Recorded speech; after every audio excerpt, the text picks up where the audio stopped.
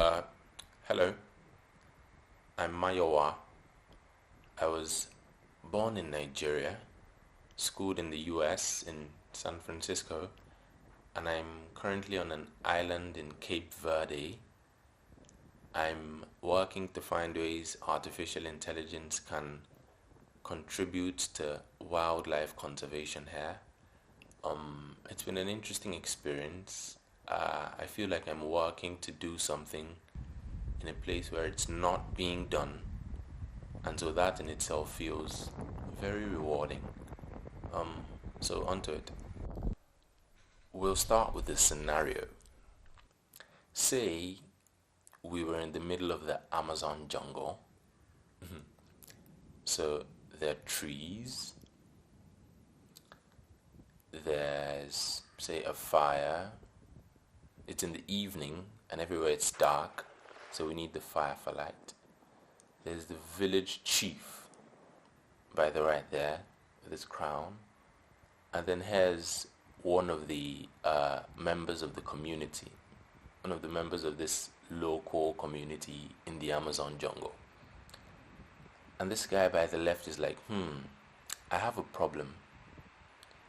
My daughter has been exhibiting these symptoms. One, he lists the symptom. Two, he lists the second symptom. Three, and so he gives a list of symptoms that he has observed his daughter exhibiting. And then the chief pauses to think for a while, the chief by the right, and he's like, what could this problem be? And then at some point he goes like, I know what it is. I know what the problem is. And then he prescribes a solution. He says, you know what, this is what you should do. Do this, and then this problem goes away. Let's, mind you, we're assuming this entire conversation is happening in the local language of these people, that is the local tribal language of this Amazon community. So it's not in English. So what has just happened here? This person came to share a problem, and then the chief preferred a solution. Now let's say the problem this guy by the left came to talk about was depression. His daughter was depressed, and that was linked to the symptoms he was talking about.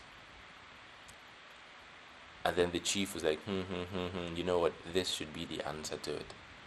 So let's zoom out for a minute and just stop to look at what has just happened here.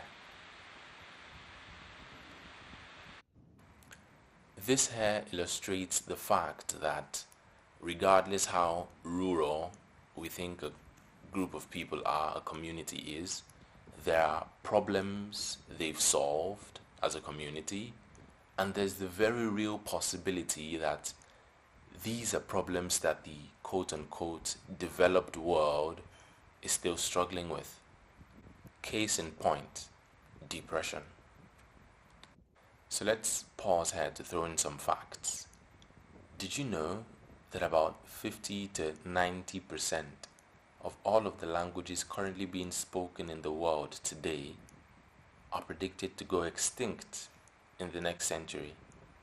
When a language goes extinct, it means there are no longer any living native speakers of that language. In a lot of cases, it means that the language is entirely lost. The solutions to the problems these people have solved is also going to be lost, given extinction for most of these languages. That then engenders the question, how could something be done about this? So at this point, we'll introduce the term artificial intelligence. What does that mean? Artificial intelligence refers to the ability of machines to give the impression that they can understand our world, to give the impression that they can learn from events in our world. We'll put forward a question. Can artificial intelligence be made to learn a language? Well, yes, there are robots that speak English. Specifically, can artificial intelligence be made to learn to speak an endangered language?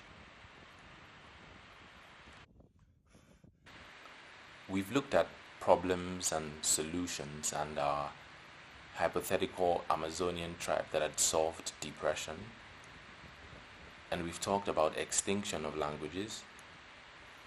If, say, artificial intelligence could learn to speak their language before it went extinct, then it means their solution to depression is one that will be made available for humanity in general, is one that is not going to be lost with the extinction of said language.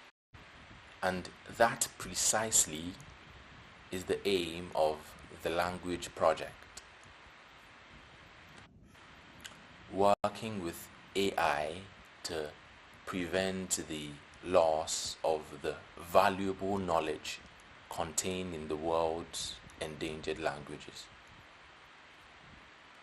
Saving these solutions from all the corners of the world, regardless how remote, and making them available for the world in general.